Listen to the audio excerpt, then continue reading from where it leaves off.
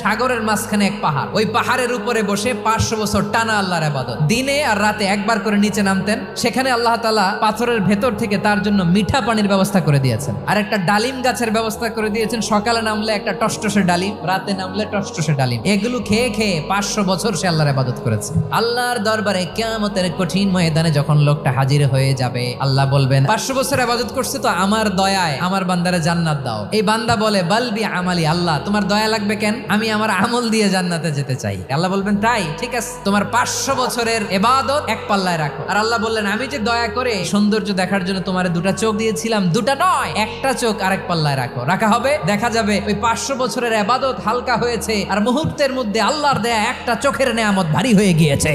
ফলাফল দেখো, হিসাব বলে তুমি এখন জাহান্নামে যাবা, যাও এবার জাহান্নামে যাও। এবার লোকটা কাচুমাচু করে বলে আল্লাহ এবার আমি বুঝতে পেরেছি তোমার দয়া ছাড়া দুনিয়ায় কেউ জান্নাতে যেতে পারবে না।